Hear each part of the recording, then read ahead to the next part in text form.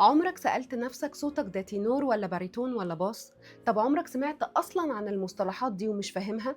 خليكوا معايا وتعالوا مع بعض نفهم أكتر عن الموضوع ده. أنا يور فويس كوتش دكتور نجوى إبراهيم. أنا كنت وضحت في فيديو قبل كده إن كل واحد فينا ليه طبقة صوت مختلفة عن التاني، وإن أي صوت سواء راجل أو ست عنده تشست فويس وهيد فويس وميكسد فويس، يعني التلاتة دول موجودين عند الكل، لكن الاختلاف الحقيقي بيكون في الطبقة نفسها. طب يعني إيه طبقة صوت؟ الطبقة الصوتية ببساطة هي المنطقة اللي صوتك بيبقى فيها مرتاح أكتر وبيطلع طبيعي من غير شد أو ضغط. والنهاردة هتكلم تحديداً عن طبقات الصوت للرجالة. أولاً التينور أو الصوت الكريستالي، ودي الطبقة العالية والحادة نسبياً، يعني الصوت بيكون مرتاح في النغمات العالية والجوابات بيقولها بسهولة جداً لأن هو مرتاح قوي فوق. ومن أشهر المطربين تينور نبيل شعيب وحسين الجسمي، أصوات كده فيها بريق وحدة. وطبعا من عمالقة الشيوخ القراء كثارة السماء محمد رفعت. طبعا هو تينور صافي وصريح جدا، وكان بيمتاز بالمرونة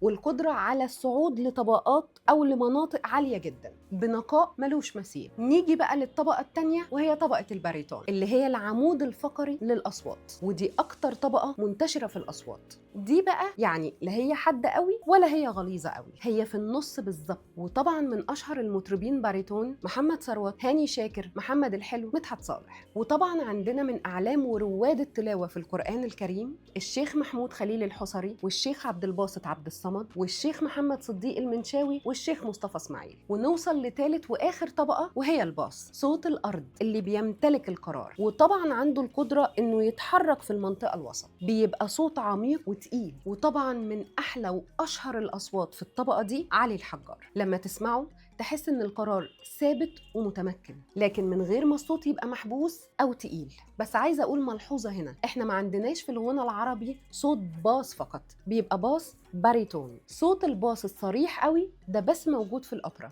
أو في غنى الأوبرا. يعني طبقة صوتك مش معناها إنك محبوس فيها، ومش معناها إنك ممنوع تطلع أو تنزل. كل طبقة ليها جمالها ومفيش طبقة أحسن من التانية، لكن الطبقة اللي أنت بترتاح فيها هي اللي بتحدد أنت تينور ولا باريتون ولا باص. عشان كده دايما بقول لما تسمع أصوات مختلفة وتبدأ تميز الفرق ما بينهم بتفهم أنت صوتك أكتر، وبتقدر تحدد أنت طبقتك إيه. افهم صوتك واشتغل عليه. لايك وفولو واستنوني الفيديو اللي جاي عشان هتكلم عن الطبقات النسائية.